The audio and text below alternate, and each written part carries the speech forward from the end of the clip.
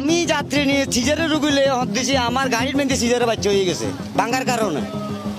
যখন আমি পদ্মা দিয়ে ডেলিভারি করে আবার বাড়িতে নিয়ে গেছে। এই মুদিরগঞ্জ বাজার মনে করেন যে প্রচন্ড পরিমাণ আয় আছে, সবাই আয়ের জন্য করে, কিন্তু কাজের জন্য কেউ করে না।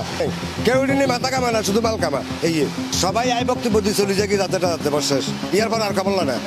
দর্শক, প্রথম দেখে আপনার মনে হতে পারে আমি কোনো নদীর পাড়ে দাঁড়িয়ে আছি, কিছুক্ষণ পরে হয়তো বরিশালগামী কিংবা খুলনাগামী কোনো লঞ্চ হর্ন বাজিয়ে দ্রুত গতিতে চলে যাবে, এরকম হয়তো আপনাদের মনে হচ্ছে, কিন্তু না, এটা একটি সড়ক।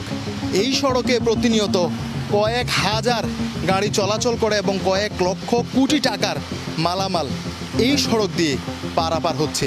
এই সড়কটা হচ্ছে মুজাফফরগঞ্জ বাজারের, যেটাকে চিতোষী রোড বলা হয়। মূলত এই সড়কটা দিয়ে চিতোষী, শাহরাস্তি, লক্ষ্মীপুর এবং এই সড়কের ওই মাথা দিয়ে প্রতিনিয়ত মানুষ ঢাকা কিংবা চট্টগ্রামে যাতায়াত করে। অথচ এই সড়কের বেহাল দশায় আপনার মন কাঁদবে। এই সড়কে প্রতিনিয়ত রোড অ্যাক্সিডেন্ট হচ্ছে। আপনারা দেখেন, এই যে গাড়িগুলো আসছে, গাড়িগুলো কিন্তু পুরো পানিতে ডুবে যাচ্ছে। এইরকম পরিস্থিতি, বিশেষ করে যে ছোট গাড়িগুলো, অটো রিক্সা কিংবা রিক্সা, মোটরসাইকেল, এগুলো এখানে অনেক অনেক জায়গা আছে যেখানে অনেক খাদ হয়ে আছে। প্রতিনিয়ত 2টা, 4টা, 5টা অ্যাক্সিডেন্ট হচ্ছে।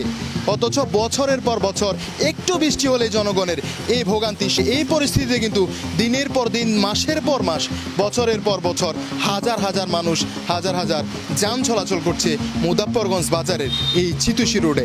আমি এখানে গাড়ি চালাই আজকে 17-18 বছর। এইটা আজকে 18 বছর থেকে চলতে আছে। কিছুদিন আগে রাস্তাটা ঠিক করছে, হিন্দি ঠিক করে, হিন্দি খারাপ। এখান থেকে অবশ্যই দিকে পর্যন্ত ঠিক করে তারা যাইতে আছে, এইদিকে ভালো, এদিকে ভাঙিস, আবার ওইদিকে ঠিক হইতে হইতে এদিকে ভাঙি যাব। আমি যাত্রী নিয়ে সিজারে রুগীলে দিছি, আমার গাড়ির মধ্যে সিজারে বাচ্চা হয়ে গেছে ভাঙ্গার কারণে। যখন আমি পদ্মা দিয়ে ডেলিভারি করে আবার বাড়িতে নিয়ে গেছে, আমার গাড়ি প্রাইভেট কার দিয়ে ওরা ধোয়াই দিছে, মেশিন দিয়ে ধোয়াই দিছে। হ্যাঁ, ভাঙ্গার কারণে কিছু নাই, খালি টাকার দরকার, টাকা দিলে শেষ। ড্রেন তো আছে, ড্রেন ফুরিয়ে গেছে না, ড্রেন তো আছে, ড্রেন তো ফুরিয়ে গেছে, আবার এগুলো সাফ করে রাখতে।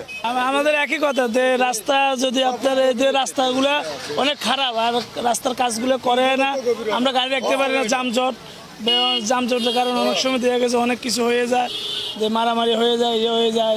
আসলে আমরা জন্মের পর থেকেই এই রাস্তাটা আমি দেখছি, আমার বাড়ি এই যে রাস্তার পাশেই।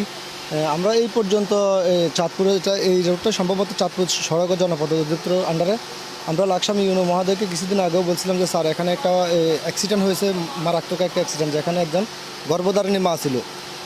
তিনি অ্যাম্বুলেন্সে ছিলেন, তিনার সিজার হওয়ার কথা 9টায়, তিনি এই মুজাফফরগঞ্জ বাজার জামেই ছিলেন প্রায় 10টা পর্যন্ত। পরে এখানে আইসা গাড়িটা যখন খাদে পড়ে যায়, তখন ওই মহিলা বেড থেকে নিচে পড়ে তিনি অনেক আহত হন এবং তিনার পেটের বাচ্চা